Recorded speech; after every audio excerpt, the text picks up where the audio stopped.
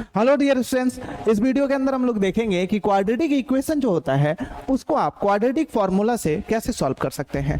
ठीक है, quadratic formula से क्वाड्रेटिक इक्वेशन को किस तरीके से सॉल्व किया जाता है। देखिए, क्वाड्रेटिक इक्वेशन को आप दो तरीके से सॉल्व कर सकते हैं। आपको ऑलरेडी पता होगा, एक प्राइम फैक्टराइजेशन मेथड होता है, ठीक है, जिसको फैक्टराइजेशन मेथड भी कहते हैं, और दूसरा जो होता है वो क्वाड्रेटिक फॉर्मूला होता है। ठीक है, तो देखिए क्वाड्रेटिक फॉर्मूला से भी उसका सॉल्यूशन क्या होगा, सेम टू सेम आएगा। दोनों मेथड्स में से आप किसी भी मेथड से सॉल्व करेंगे उसके आंसर्स जो होंगे वो सेम टू सेम आएंगे।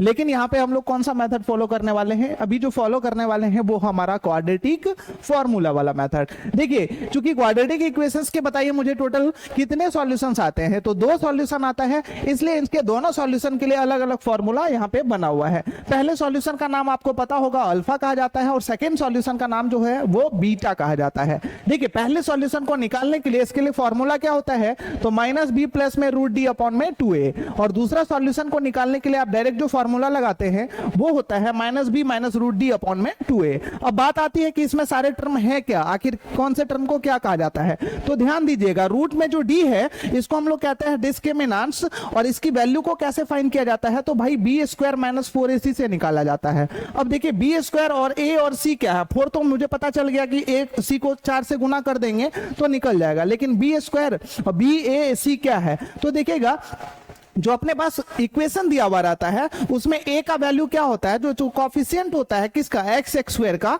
मतलब एक्स स्क्वायर के पीछे जो मल्टीप्लाइंग टर्म होंगे, जो मल्टीप्लाई में टर्म ऐड किया हुआ रहता है उसको हम लोग कहते हैं a। b होता है जो x का कोफिशिएंट होता है उसको b कहा जाता है, और लास्ट में जो कांस्टेंट टर्म होता है उसको c से इंडिकेट किया जाता है। देखिए, अभी तक यदि आपको थोड़ा बहुत ही समझ आया है तो पूरा आपको 100% यकीन मैं दिलाता हूं कि अगला जो एक एग्जाम्पल है उसको करने के बाद आपको समझ आ जाएगा। अब ये सारा आप एक बार अच्छे से फॉर्मूला देख लीजिए, बस इसी फॉर्मूले का एप्लीकेशन अभी जस्ट जो हमारे पास एग्जांपल है उसमें हम लोग करने वाले हैं। तो देखिए, अपने पास जो एग्जांपल है यहाँ पे, इस एग्जांपल के अंदर सेम टू सेम इसी फॉर्मूले का अभी हम लोग यूज करने वाले हैं।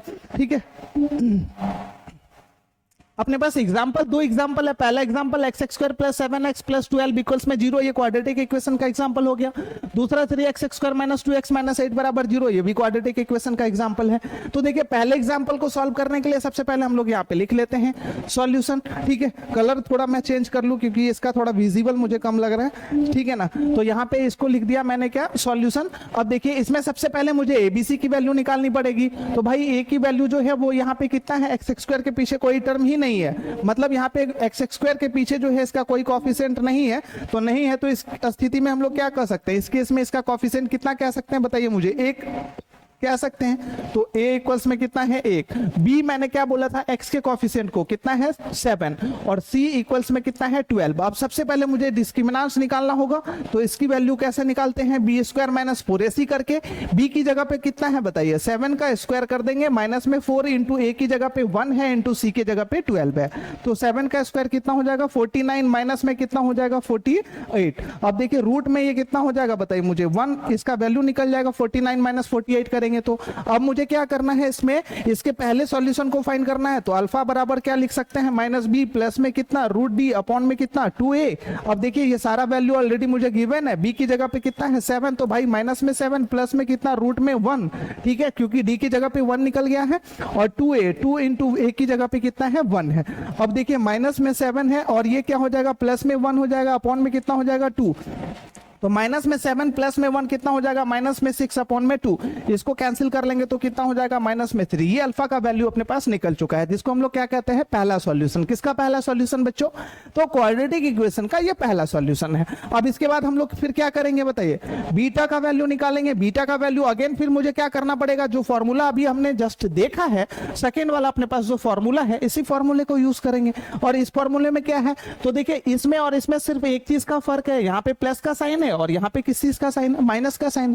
तो सेकेंड वाला फॉर्मूला बीटा का मतलब क्या, सेकेंड वाले सॉल्यूशन को निकालने के लिए हम लोग करेंगे। तो ऑलरेडी हमारे पास डी और सब कुछ की वैल्यू निकाला हुआ ही है, तो बी बराबर मतलब बीटा बराबर क्या लिखेंगे, माइनस में बी और माइनस में कितना, रूट डी अपॉन में कितना, 2a। अब इसकी जगह पे वैल्यू पुट करेंगे, तो b की जगह पे 7 है, तो माइनस में 7 और माइनस में कितना, रूट में 1 अपॉन में कितना, 2 इंटू a की जगह पे क्या है, 1 है। अब देखिए, रूट से बाहर निकला तो माइनस में 1 मतलब क्या, पूरा वैल्यू हो चुका है, माइनस में 8 अपॉन वन में 2। अब इसको कैंसिल कर लेंगे तो माइनस में कितना निकल जाएगा 4। अब हम लोग यहाँ पे आराम से कह सकते हैं हेंस अल्फा इक्वल्स में कितना निकल चुका है बताइए, माइनस में 3 और बीटा इक्वल्स